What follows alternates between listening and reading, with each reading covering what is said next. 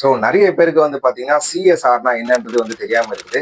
So நிறைய பேருக்கு வந்து எஃப்ஐஆர்னா என்னன்றது தெரியும். பட் சிஎஸ்ஆர்னா என்ன அப்படின்ற மாதிரி வந்து கேட்டுட்டு இருக்காங்க. ஸோ சிஎஸ்ஆர்னா என்னன்றதை இப்போ நம்ம பார்ப்போம். ஸோ சிஎஸ்ஆர்ன்றது வந்து பார்த்தீங்கன்னா கம்யூனிட்டி சர்வீஸ் ரிஜிஸ்டர்.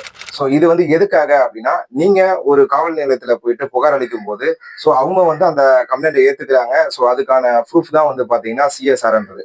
ஸோ இந்த பிரச்சனை முடிஞ்சிடுச்சு, ஸ்டேஷனோட முடிஞ்சிடுச்சு. இதுக்கப்புறமும் அவங்க வந்து ஆப்போசிட் ஆள் வந்து பிரச்சனை பண்றாங்க அப்படின்னும் போது, நான் ஆல்ரெடி கம்ப்ளைண்ட் கொடுத்துருக்கேன் அப்படின்றதுக்கான என்ன ப்ரூஃப்னு வந்து பாத்தீங்கன்னா சிஎஸ்ஆர். ஸோ இந்த சிஎஸ்ஆரை வச்சுதான் அடுத்த கட்ட நடவடிக்கை என்னன்றது காவல் நிலையம் எடுக்க முடியும். ஸோ இதுதான் வந்து சிஎஸ்ஆர். இது மூலியமா நீங்க என்ன தெரிஞ்சுக்கணும் அப்படின்னு வந்து பாத்தீங்கன்னா, எப்போ நீங்க காவல் நிலையத்துக்கு போய் புகார் அளிச்சாலும் சரி, இந்த சிஎஸ்ஆரை கண்டிப்பா போலீஸ் ஸ்டேஷன்ல வாங்கிருங்க. ஸோ இந்த சிஎஸ்ஆரை வாங்குறதுனால என்ன பிரயோஜனம் அப்படின்னு வந்து கேட்டீங்கன்னா, அடுத்த வாட்டி அவங்க பிரச்சனை பண்ணும்போது இது டைரக்டா எஃப்ஐஆருக்கு மாத்தலாம். ஸோ இதனால எந்த போலீஸ் ஸ்டேஷன் நீங்க போய் கம்ப்ளைண்ட் கொடுத்தாலும் சரி, இதுக்கான சிஎஸ்ஆரை கண்டிப்பா வாங்கிக்கோங்க. சில போலீஸ் ஸ்டேஷன்ல சிஎஸ்ஆர் கொடுக்கறதுக்கு நாங்க கமிஷன் லெவல்ல பேச வேண்டியது இருக்கு அப்படின்றது சொல்றாங்க அப்படின்னா, அது எல்லாமே முழுக்க முழுக்க போய் நீங்க டைரக்டா வந்து சிஎஸ்ஆரை கேட்டு வாங்கிக்கோங்க. நாட்டையும் காப்போம், வீட்டையும் காப்போம், சட்டத்தை அறிந்து கொண்டு. நன்றி, வணக்கம்.